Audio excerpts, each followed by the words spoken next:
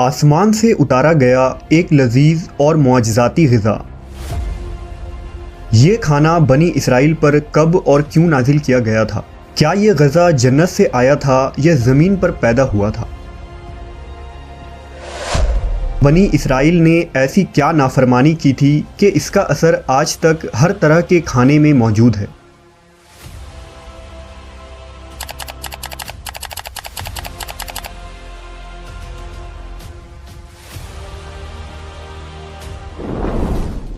جب اللہ نے قوم بنی اسرائیل کو مصر سے نکالا اور انہیں فرعون سے نجات دے دی تو بنی اسرائیل نے حضرت موسیٰ علیہ السلام کی رہنمائی میں بحر احمر کو پار کیا اور فرعون اپنے لشکر سمیت سمندر میں غرق ہو گیا۔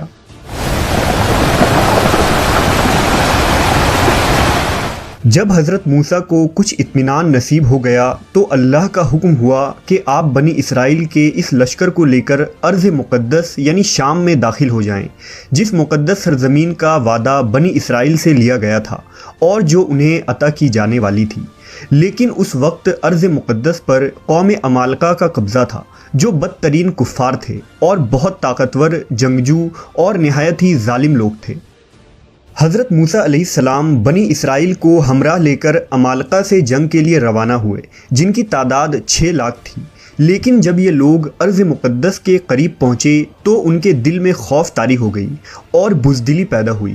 انہوں نے حضرت موسیٰ سے کہا، اس شہر میں جبارین ہیں جو بہت زور آور اور زبردست ہیں، لہٰذا جب تک یہ لوگ اس شہر میں رہیں گے ہم ہرگز وہاں داخل نہ ہوں گے۔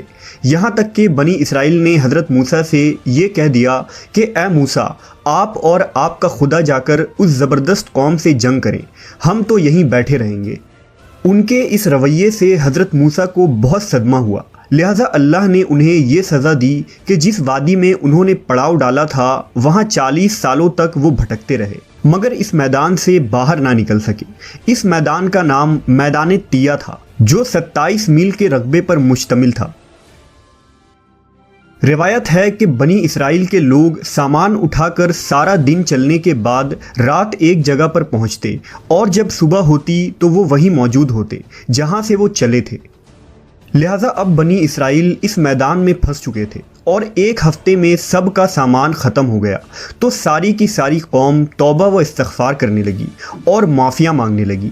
میدان تیہ میں ہونے والے اس سخت امتحان اور مشکلات کو دیکھ کر حضرت موسیٰ علیہ السلام کو اپنی قوم پر رحم آیا۔ آپ نے اللہ کے بارگاہ میں ان کے لیے دعا کی، لہٰذا اللہ نے بنی اسرائیل کے لیے اس میدان میں بے شمار عطائیں اور نعمتیں نازل فرمائی۔ جب بنی اسرائیل کو پیاس کی شدت محسوس ہوئی تو حضرت موسیٰ نے اللہ کے حکم سے اپنا عصا ایک چٹان پر مارا تو اس چٹان سے بنی اسرائیل کے 12 قبیلے کے لیے 12 چشمے جاری ہو گئے۔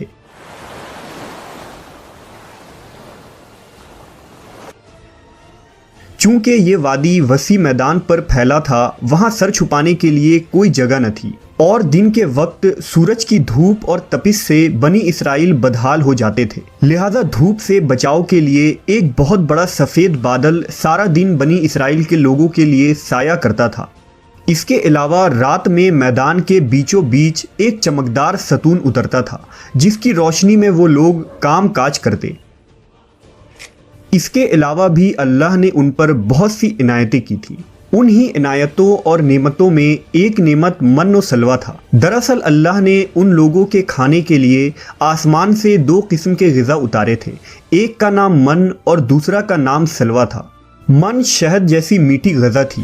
انجیل کے کتاب خروج میں لکھا ہے کہ جب وہ شبنم سوکھ گئی تو انہوں نے دیکھا کہ میدان میں چھوٹی چھوٹی گول چیز پڑی ہے جیسا کہ پالے کے دانے ہوتے ہیں۔ بنی اسرائیل اسے دیکھ کر کہنے لگے، من یعنی یہ کیا ہے؟ تب موسیٰ نے ان سے کہا کہ یہ وہی غذا ہے جو خداوند خدا نے تمہیں کھانے کو دی ہے، اور اس نے تجھ کو پہلے آزمائش میں ڈالا اور تجھے بھوکا رکھا، پھر وہ من جسے تو اور تیرے باپ دادا بھی نہ جانتے تھے تجھے کھلایا، تاکہ تجھ کو سکھائے کہ انسان صرف روٹی پر ہی زندہ نہیں رہتا۔ من دراصل ایک شبنمی گوند تھا جس کا ذائقہ شہد جیسا تھا۔ یہ گوند وہاں کے پیڑ پودوں کے پتوں پر جمع ہو جاتا تھا اور بنی اسرائیل روز اسے صبح سویرے جمع کر کے کھا لیتے۔ جو ہر شخص کے لیے تقریباً 4 کلو اترتی تھی۔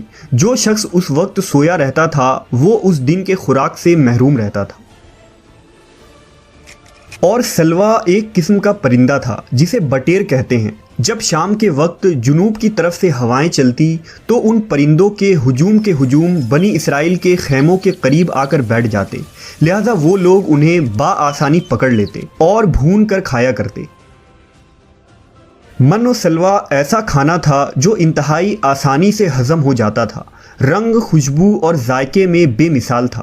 اس کے علاوہ بنی اسرائیل پر اللہ کی طرف سے یہ معجزہ ہوا کہ ان کے بال اور ناخن بڑے نہیں ہوتے تھے، نہ کپڑے پھٹتے نہ ہی میلے ہوتے، اور جن بچوں کی بھی پیدائش ہوتی ان کے جسم پر قدرتی لباس ہوتا جو جسم کے ساتھ بڑا ہوتا جاتا تھا۔ اس طرح اس وادی طیہ میں بنی اسرائیل من و سلوا اور ان چشموں کے سہارے ایک بہترین زندگی گزار رہے تھے۔ حضرت موسیٰ علیہ السلام کا یہ حکم تھا کہ روزانہ تم لوگ من و سلوا کو کھا لیا کرو اور کل کے لیے ہرگز اس کا ذخیرہ نہ کرنا، مگر بعض لوگوں کو یہ ڈر لگنے لگا کہ اگر کسی دن من و سلوا نہ اترا تو ہم لوگ اس چٹیل میدان میں بھوکے مر جائیں گے۔ چنانچہ ان لوگوں نے من و سلوا میں سے کچھ چھپا کر کل کے لیے رکھ لیا، لہذا نبی کی نافرمانی کرنے پر ایسی نحوست پھیل گئی کہ جو کچھ لوگوں نے کل کے لیے جمع کیا تھا وہ سب سڑ گیا اور آئندہ کے لیے اس کا اترنا بھی بند ہو گیا۔ لہذا احادیث مبارکہ میں رسول اللہ صلی اللہ علیہ وسلم نے ارشاد فرمایا ہے کہ بنی اسرائیل نہ ہوتے تو نہ کھانا کبھی خراب ہوتا اور نہ گوشت سڑتا۔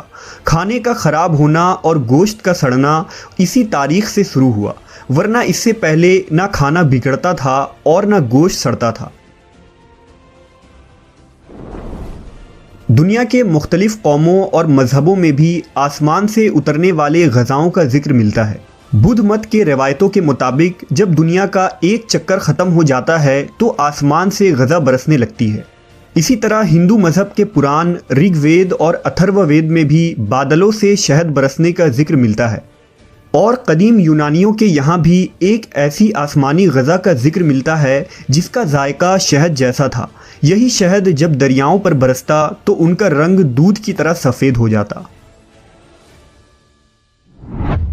ہم نے دیکھا کہ خدائے برحق نے بنی اسرائیل کے نجات کے لیے سمندر کو چیر کر راستہ پیدا کر دیا، وادی طیہ میں ان کے لیے بادل کا سایہ بھیجا، ان کے پینے کے خاطر چٹیل اور بنجر میدان میں چشمے جاری کیے، اور کھانے کے لیے آسمان سے من و سلوا بھی نازل کیا۔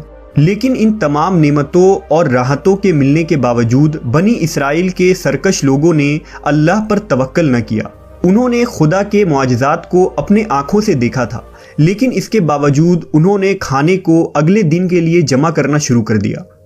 بالکل اسی طرح جب ہم کسی مصیبت اور پریشانی میں پھنسے ہوتے ہیں تو ہم یہ یاد نہیں رکھ پاتے کہ اللہ نے اس سے پہلے ہمارے لیے کیا کیا اور ہمیں کتنی نعمتیں عطا کی تھی۔